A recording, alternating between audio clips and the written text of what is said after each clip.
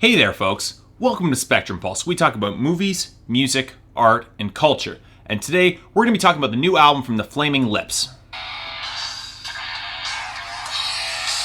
I'm sorry, I have to take this. Hello? What? Are you serious? Well, it would explain a lot. Okay, thanks. My apologies. Welcome to Spectrum Pulse. We talk about music, movies, art, and culture, and today we're going to be talking about the new album from MGMT, the self-titled album, MGMT.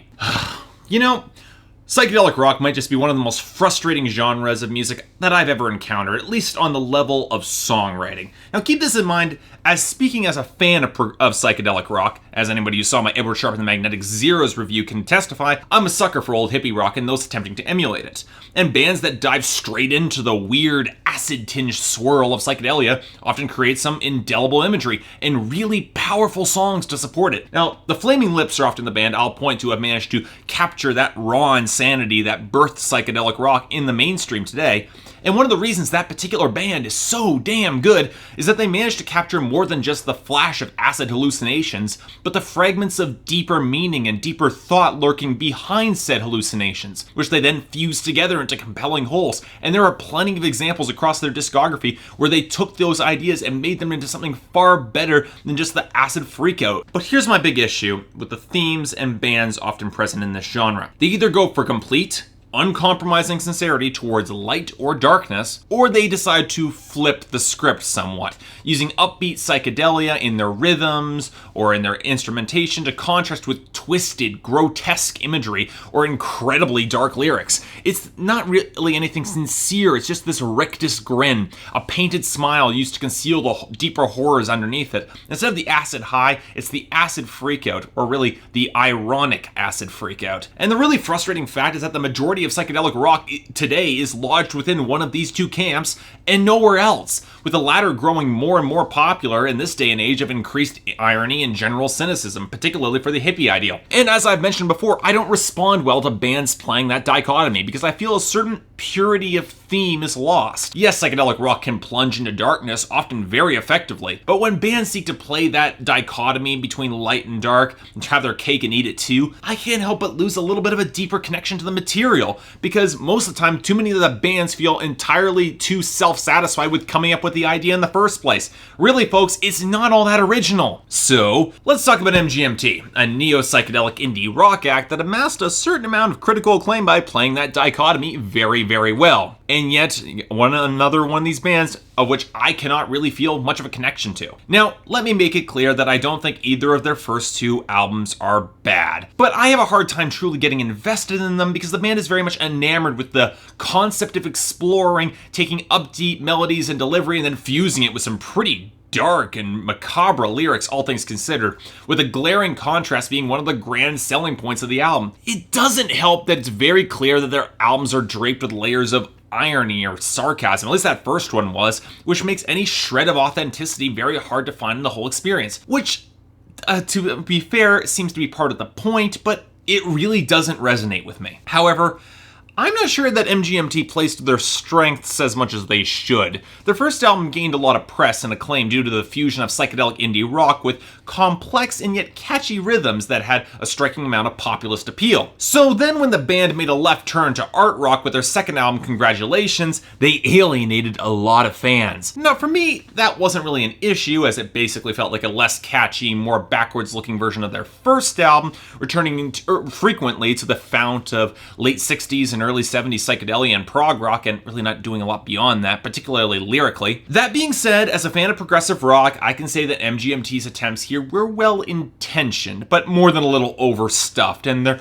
better tracks are their simpler experiments when they slim down and let their good melodies take control. So, with all that in mind, MGMT managed to make something that I found compelling on their third album, with a self-titled album 3 into their career. Whoa boy, this is a really frustrating one. The kind of album that I have a really hard time liking, but also one I'm probably going to end up partially recommending because my problems with this album aren't going to be the ones to which most people are going to take issues with. Don't get me wrong, this self-titled album isn't bad per se by any stretch of the mind, but it's far far from great, and will likely just be another step in the ongoing story of MGMT alienating their fan base, from their first album in specific. In other words, get ready for another psychedelic art rock album that tries to do way too much and really doesn't succeed at any of it. Let's start with the positives though. There is some good instrumentation on this album, and that does take the necessary steps from late 60s and early 70s, fusing it with their more modern sensibilities and a whole lot of electronic production. And really, it's a testament to the production that they managed to get it to sound remotely cohesive at all. For what it's worth, it does manage to gain a fair amount of swell and energy behind it,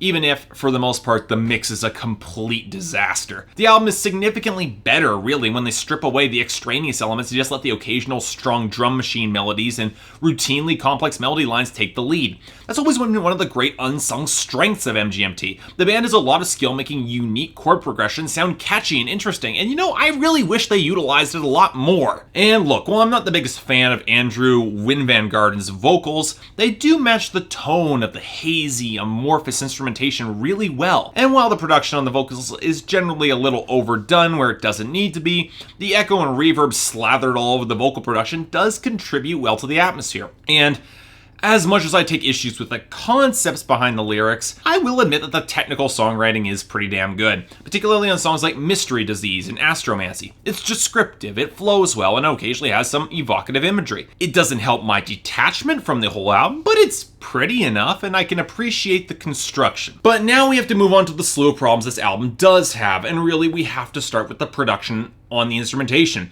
I mentioned before that the mix was a mess, but messes with a purpose can work well in psychedelic rock, and it's a shame there's very little coherent purpose behind the overuse of effects here. And most of the time, they completely disrupt a good, possibly upbeat melody that was decent enough on the song without these effects. This album could have definitely used a sense of restraint in the production, which it just doesn't have. Most of the times the tracks end up feeling cluttered and overstuffed yet again, and if anything, it's all the more abrasive, which doesn't help any of those melodies come to the surface. Now, I understand why they chose to do this. This is yet again another album filled with MGMT attempting to subvert lighter themes and elements in psychedelic rock with acid freak-out horror. And while we get points where the lyrics kind of support this, it definitely doesn't do anything for my disconnection with this brand of psychedelic rock, particularly when the overproduction is such an obvious origin point and MGMT seems so goddamn pleased with themselves. But the origin point is the more important thing that I want to talk about. MGMT really, really want to be the Flaming Lips.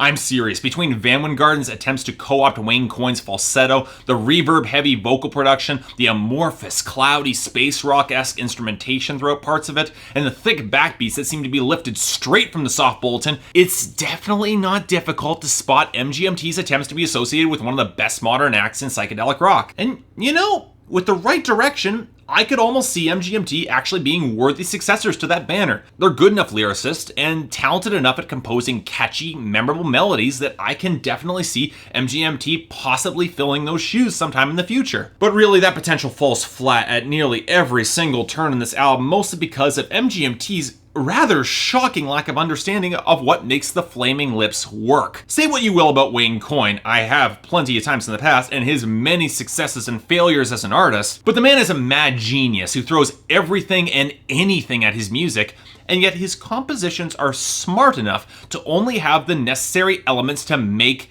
them work. Sure, they can be harsh or they can be abrasive, but every piece has a purpose, and they all contribute to Wayne Coyne's underlying themes of the album. And finally, if we're looking for an artist who is both committed and completely sincere in his artwork, you can't look much further than Wayne Coyne the Flaming Lips, because even when he's screwing with his audiences or his guest musicians, subverting expectations, or just doing tremendously outrageous things, he's doing it because some part of his acid-damaged brain thinks it's going to work. But look, when I look at MGMT, I see a group attempting to replicate the Flaming Lips' sound without understanding why that particular band works so well. And really, the sad fact is that you see this across the board. The easiest place to spot it is in the production, where so many of the melodies on this album just sound so overproduced and overladen with sounds they don't need in order to create a psychedelic atmosphere. The bigger telling point, however, is in the lyrical subject matter, because, once again, MGMT have returned to the familiar territory of juxtaposing upbeat melodies or vocals with darker and depressing lyrics. And sure, there are moments that work, but there's no coherency or narrative through line to any of it. Just single snippets, often in songs with a strong dystopian or depressive theme, without a single original thought or idea amongst them. That's a real problem that you occasionally see in psychedelic rock, and I didn't expect to see it here, particularly with MGMT's more modern influences. You would think that a band who is climbing into psychedelic rock, one of the biggest well streams of original thought and insane ideas in the industry, would manage to come up with something interesting or unique or special, and there's nothing like that here. Even Mystery Disease, it just sounds like a B-side from The Terror from earlier this year, and without a tighter focus, I just don't feel the slightest iota of investment. And without that coherence or driving focus, MGMT's self-titled album just reveals itself for what it is. An album that's trying way too hard to be weird and offbeat, and yet isn't nearly weird enough as they'd like to think that it is. The album screams a complete lack of authenticity to me, and that's a far more alienating factor than any of the offbeat psychedelia on this album, which is kind of ironic in a twisted sort of way. Look, I really like weird. I like bizarre. I like it when bands go off in crazy directions that I never could have conceived of. But I like it when some weirdness comes from a real place or actually has something to say. And MGMT have neither here. It's a confusing, incoherent mess by design, to be sure, but you can tell so hard that MGMT are trying to replicate the Flaming Lips, and they're really, really trying so damn hard, and that genuine insanity that actually has a point in the Flaming Lips' material.